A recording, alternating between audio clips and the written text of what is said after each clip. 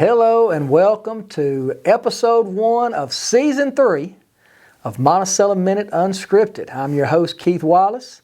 We're here today filming from the Advance Printing Company inside of our studio right here on downtown beautiful Monticello, Arkansas. And we are kicking this season off with a very special guest because it's February in Monticello. And that means a lot of things, but one thing it definitely means is it's time for some UAM Cotton Blossom softball. The Cotton Blossoms are a tradition here in Monticello, a great program, great sport, always competitive, always something to cheer on. And we've got the head man in studio today, the head coach of the Cotton Blossoms, UAM Cotton Blossom softball team, Coach Kyle Lem. Welcome to the show, Kyle. Glad to be here. Man, we're all excited. Obviously, the entire community looks forward to softball season every year. UAM Cotton Blossoms have just contributed so much to our community through the years. A lot of great athletes, great students have come through the program, some Hall of Famers mixed in along the way. Always so proud of our Cotton Blossoms and proud of you, always being a leader out there. If you would, for maybe our viewers that don't know you, if that's possible, can you tell us a little bit about yourself, about where you come from, what your journey's been like, how long you've been out here at UAM? Well, I'm a Southeast Arkansas guy. I grew up in Woodlawn, born and bred. I like to say I graduated from there. I did spend 2 weeks at Palm Bluff High in my sophomore year, but came back quickly to home. So, Gotcha. Graduated from Woodlawn in 01, ended up at Henderson, played baseball at Henderson for 5 years, got an extra year because I got sick my freshman year. Got to be a GA under Richie Brewster at Henderson softball back in the day, and that kind of kicked me off into the journey for softball. Decided you want to be a coach, yeah? Yeah, I think I always wanted to coach, but I didn't know what sport. Obviously, being a baseball background guy, I played all the main sports in high school, but that experience was good. Also, me and my wife dated in high school, and she was one of the first fast pitch players in Arkansas that came through. We played nothing but fast pitch, no slow pitch involved. So.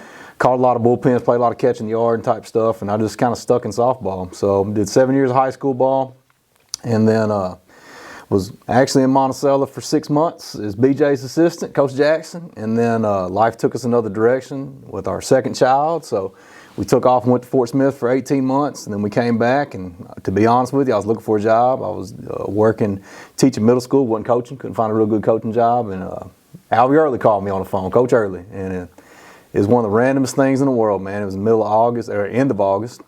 Had a weird situation in my teaching over there, and he called me and said, "Hey, man, here's what I got for you. I got a GA that I let go, and I think one's going to leave after Christmas time, and they promised me a full-time assistant next year, and I want your help." And mind you, the only time I'd ever met Coach Early was during a little 1-week summer camp with Coach Jackson. And so anyway, long story short, I took the job, didn't know what to expect, got here and really loved it. So here I am. Well, that's an incredible coaching journey. I didn't know half of that, and I feel like I thought I knew your story. But being part of Monticello High, with BJ and you and your wife meeting both, she was a softball player and you decided going into being a softball coach, that's interesting. And then the fact, obviously, Albie Early, everybody knows him as, a legendary coach, specifically calling and asking you to come be his assistant when y'all barely knew each other. But your track record obviously spoke for itself. And obviously you took over the program what year as the head coach? I took over in the interim in the 18-19 season, and then I got hired on full-time from 19 here. So this will be the start of my 8th season this year. This is your 8th season as the head coach. Man, that's exciting. And, the facilities, they've done such a great job upgrading the facilities through the years. When you go out to the softball field, you automatically see the support of the community. The names are everywhere. Everywhere you see businesses in Monticello who support the Cotton Blossoms, who believe in the program, who believe in you, who believe in the kids and the students.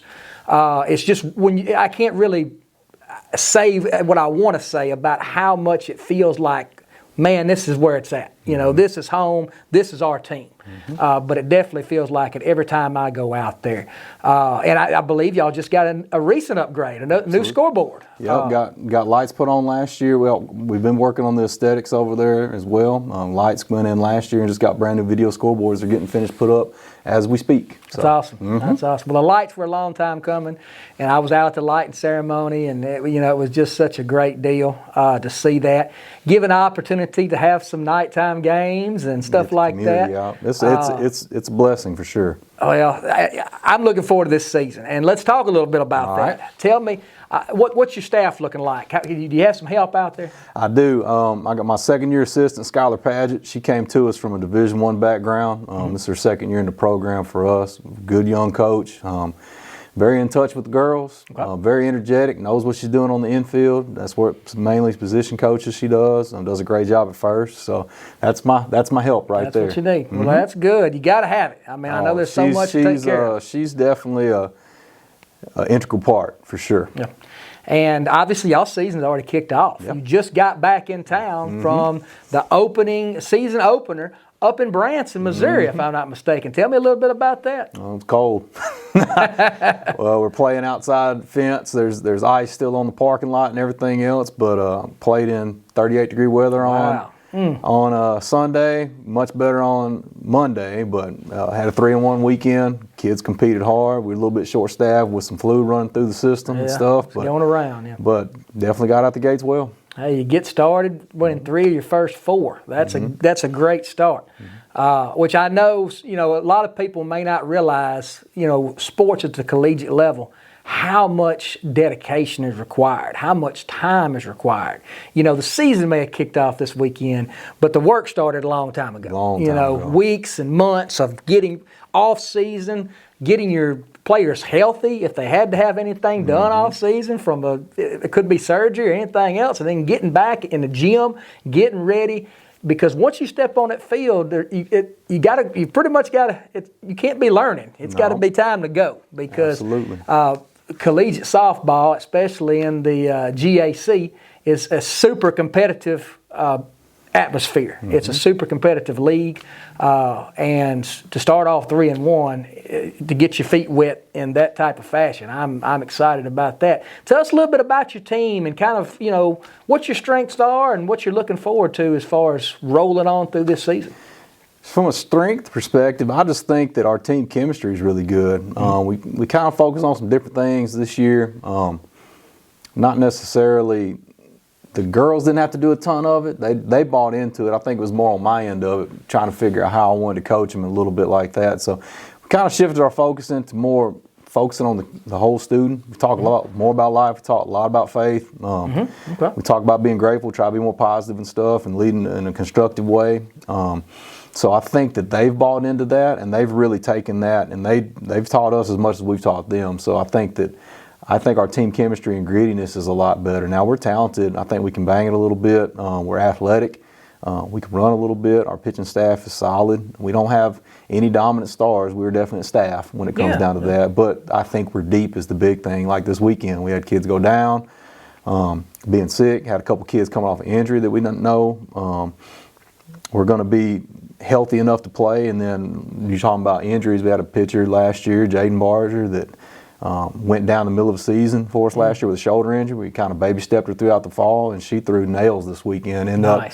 We lost that game 1 on Monday, 10-9, and then we turned around and beat the number 11 team in the country 7-4 on her arm. I mean, she pretty much said, "Get in the backpack and let's go." So you like to see a player be able to come back and have success. I know as a coach, that's something that's a really special part when you see somebody be able to work through adversity, come back and be successful. And, I've been following the program for 25 years, and it's a great program. I mentioned that earlier. But I also want to talk about people who maybe, like me, grew up with baseball and really don't understand there's a little bit of difference between baseball and softball. You talked about the togetherness of the team, the unity on the field, there's the chatter, the talk. in softball is so much different than baseball. Absolutely. And if you haven't been to a softball game, make your way out there. And let's talk about that before I let you go. All right. I know you're going to play a lot of games before you finally get to come home and have some games here at Monticello. Can you tell us when the date is that you're going to finally get to open here out at the field? We open up on February 24th on a Tuesday. We play a midweek game versus Mississippi College, which should be ranked by that time. But our first conference home series on the weekend is March 6th. We play Arkansas Tech at home. Okay, so we've got a weekday game on the 24th. That'll be your first time playing at home. And then it'll be a month before you get to have a season opener. So these kids are going to be road tested. They're going to be road warriors by the time you get home. And the good thing about our weekends, though, our weekend home series games, we've kind of shifted our schedule because we do have the lights. We're definitely playing one under the lights most nights, so we'll start later, 3 o'clock, 4 o'clock. If we have to play Oklahoma teams, we're trying to start playing like 4 and 6. Gotcha. And then, but our home game in-state opponents, we're definitely playing one game on Friday night. That way everyone can come out and then double headers on Saturday. That's awesome. So if people want to see the full schedule, they can go to UAM Athletics. Just pull it up. Softball schedule will be right there. I know UAM has a Facebook page, UAM Sports. I follow it. Definitely follow UAM Sports. I don't know if the Cotton Blossoms have a separate page. I think it's all through the UAM Sports. But you get on there, you can keep up with them. Definitely look at the schedule on the website. Make plans to go out there and check out some Cotton Blossom softball. Now, if anybody wants to maybe contribute and be a sponsor or help be a supporter of UAM softball, is there somewhere they can go to do that? If you go to uamsports.com, you click on the softball link, and then across the top of the board there in the gray, there should be donate. And it'll take you directly to the foundation page where you can do monthly donations, you can schedule it. We'll take any support, obviously, because we can't do it without the country. We can't do it without the community. We got to have it. We just can't do it. That's what UAM is such a vital part of the community. We love having you on, talking about the Cotton Blossom program, and we look forward to following along for the rest of the season and wish you the most success possible. Absolutely. Thanks for coming on, Coach. Appreciate it very much. We'll be back. And we're here right now with a good friend of mine, Jason Bohler. Welcome to the show, Jason. Thanks for having me. Now, Jason is from Southeast Arkansas, born and raised in Hamburg, I believe. I met Jason during his time in Monticello. He is a graduate of the University of Arkansas at Monticello, UAM right here. He's also a veteran, served in with the National Guard. And where did you serve? I've served active duty Coast Guard as well as Army National Guard with the 1122nd Transportation Unit that's no longer there in Monticello, as well as the 39th Infantry Brigade is where we went to Iraq with a lot of people from Monticello, actually. I remember that. And as you see, Jason's a very interesting guy, and that's going to bring us to why I've got him on the show today. Obviously, he works in education. And here a few years ago, you got into remote education and kind of got comfortable broadcasting yourself and to your teachers. You're a principal for online education, and you started got the wheels turning about doing something on your own through podcasting. Am I correct? That's correct. And the first time that I ever interviewed on a Zoom, I was in Crossett. We were looking to move. And I had my first interview on Zoom probably 10 years ago, and the more you do it, the more comfortable you get doing it. So, And like I said, Jason lived here in Monticello for several years. He and his wife both. They're both in education. Now, tell us a little bit about your personal. Tell us about your family. Well, like I say, my wife is a UAM graduate. She is Dr. Lindsay Bohler. She is a K-2 principal at Sheridan Elementary in Sheridan, Arkansas. My daughter is the black sheep of the family. She has no affiliation with UAM. She is up on the hill in Fayetteville. This is her first year. And my son actually went to college at CBC and played a little baseball up in Conway, but he did go through the Masters of Art and Teaching program at UAM. So 3 out of 4 of us are affiliated with the Boll Weevils. And we have a lot of guests on that have UAM affiliation. And we talk about the college all the time because it's such a great draw for our community. It's such a great builder in our community, and it helped me make a lot of friends, including you. And I kind of talked about when I first started speaking. What we've got you in here today is to talk about podcasting, because podcasting is something to me that's really grown over the past decade. I remember 10 years ago when it was, and I ain't saying it just started 10 years ago, but I guess that's when I first noticed it. You know, it was out there, but you really didn't know what to think about it. There were some people who listened, but it really wasn't that mainstream. And then you fast forward to 2025, where the Golden Globe Awards have an entire award for podcast. It's gotten that big, and there's so many different platforms that you can find podcasts now on just about any type of subject that you'd want to research. There's somebody that has a podcast about it, it seems like. Your podcast is something that really resonated with me, and it's something that I've really enjoyed because it kind of focuses on middle age. Yes. It's called T.O.M.A. We're big on acronyms in both the military and education, so why not just stick with acronyms? And T.O.M.A. stands for Taking on Middle Age. And so it's based on my own journey towards better holistic health at middle age. I'd found myself in a bit of a rut over the last decade or so, and as I clawed my way out of it, I realized I probably wasn't alone. And so I just decided to put out a podcast to let others know that they're not alone, and things that have worked for me and the research I've found to help us be the best versions we can be and not just settle into middle age and accept that it's over, because it's not. Hey, and that's why I loved your podcast.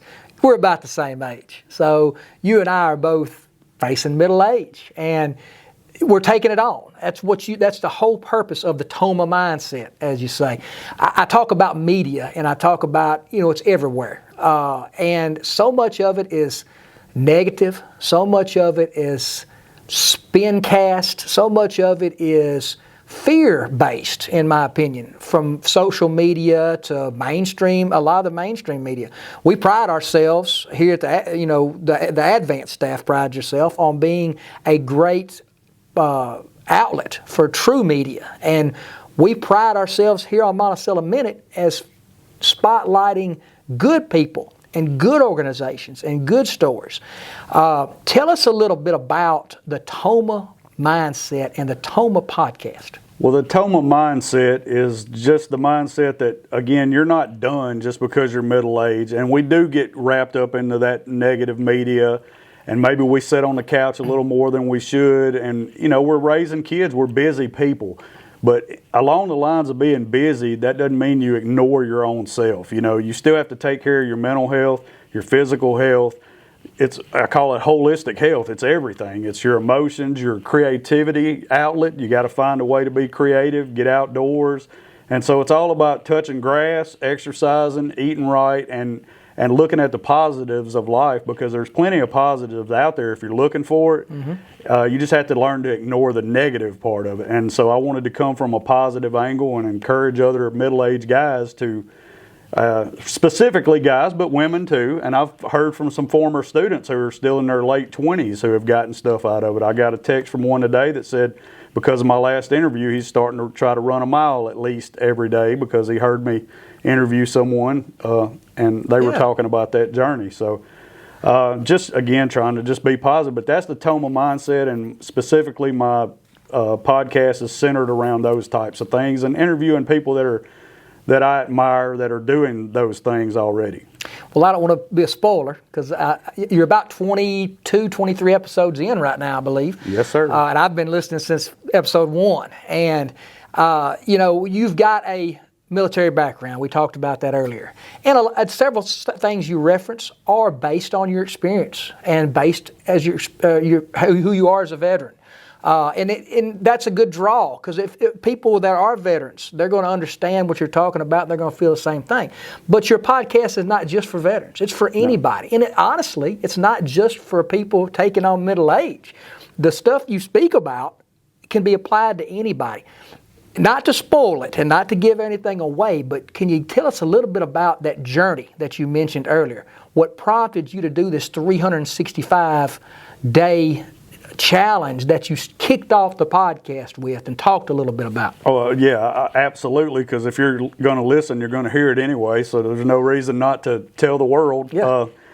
So I was a veteran, or am a veteran, and I was probably dealing with maybe some PTSD, and maybe a little self-medication to the point of I'd gotten to where I was drinking a little more than I wanted to drink.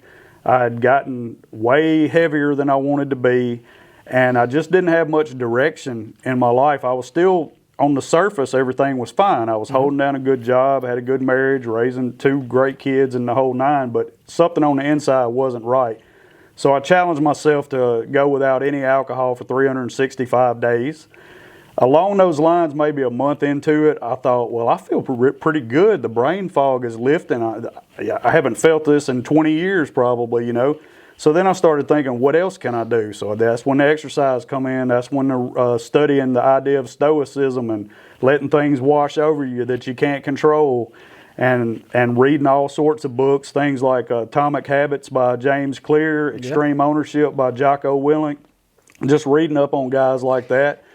And you use them music. for inspiration. You use music too. Absolutely. You talk about songs and what they mean to you. And what I like about your podcast is that it's real. And so many people are in the same fog that you are in, feeling the same things, but they don't hear someone talking about it, and they don't know what to do. And you don't claim to have all the answers. No. You just talk about what has worked for you. Yes. And people need to hear that, and I think they get a lot from it. A couple quick things moving forward. Obviously, I want people to know how they can tune in to T.O.M.A Podcast. How do they find the T.O.M.A Podcast to give it a listen? Well, that's been a rough one because we're still working on our webpage, but if you search T.O.M.A Podcast on YouTube, Spotify, or Apple, you should be able to find it. So it's on there. It's on those three. There's 3 major media outlets. 3 major media outlets, but because my name isn't Joe Rogan, you may have to dig a little bit. But as we get more listeners, that should take care of that problem. So. Well, there you go. T.O.M.A Podcast. That's T.O.M.A. Podcast. You could even type in Jason Bohler with it if you need to, and it will pull up. I pull it up on Spotify, so I know it's there. But definitely check that out. And what advice would you give to people who may be wanting to do a podcast themselves? Where's a good starting point for them to start? I would say to research extensively as far as, let's back up.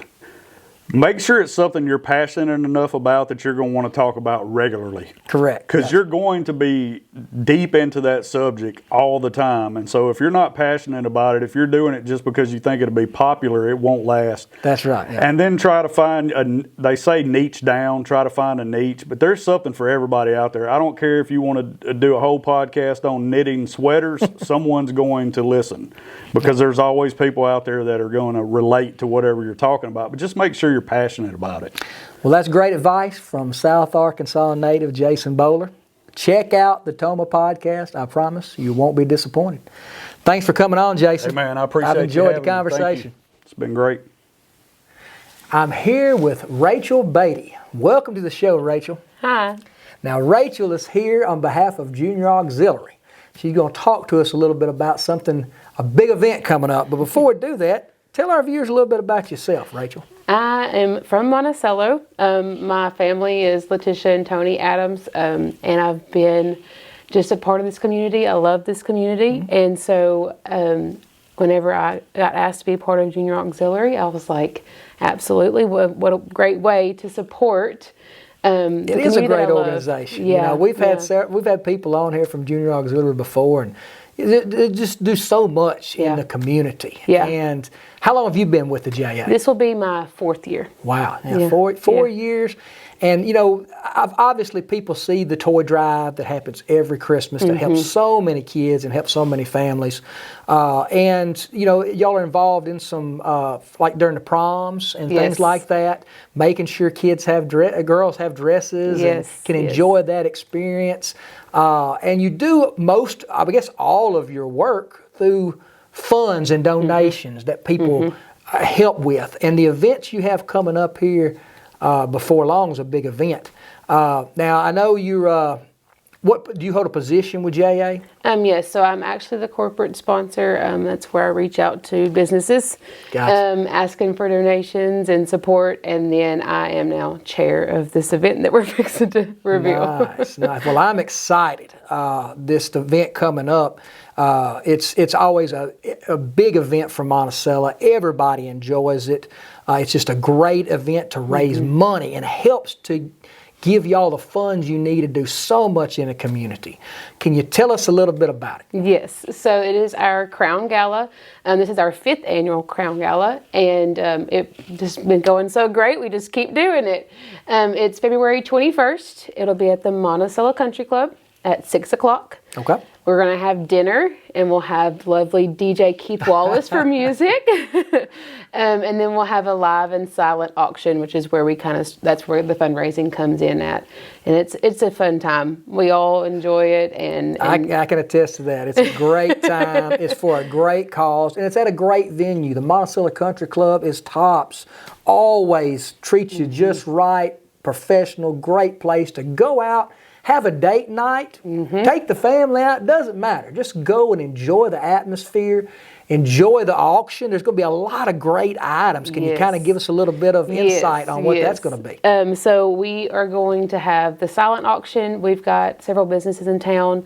We like to kind of put the packages together for the silent auction so you kind of get an all-in-one thing. We've got the live auction is going to have possibly some tickets to a Razorback baseball game. That's what I'm talking about. The Razorback baseball games are awesome for sure. Yes, and then of course we'll have the Viking Cooking School. We'll have an auction item for that as well. So fun. I've seen so many people do that, and everybody brags about how much fun they have in that. You know, cooking can be fun. It doesn't just have to be work, folks. It can be fun. Of course, there's going to be a great meal provided along with that, and just a great time for people to get together and enjoy a night out and support something, like I said, an organization that does so much in our community. So be sure to mark down your calendars. February 21st, that's coming up here pretty quick. How can people go about getting tickets? Okay, so any junior auxiliary member has tickets. And then also our Facebook page, I will be keeping things updated there, and there is a form that you can click on the link and it takes you to the form and you fill it out.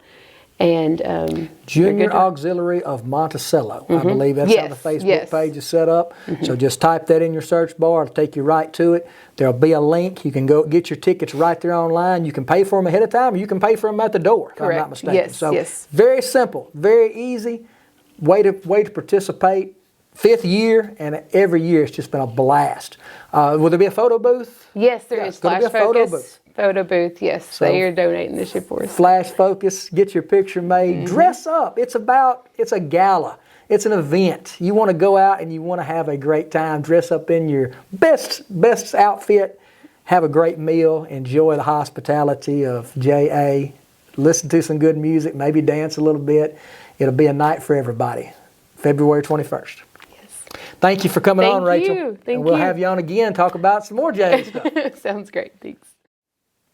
Hey friends, Keith Wallace here, Monticello Minute Unscripted. We just want to take a minute to thank our wonderful sponsors who make this broadcast possible. Monticello Chevrolet GMC, Arkansas Superior Federal Credit Union, and The Woods, a Nightingale company. Thank you for your support. We look forward to a great season.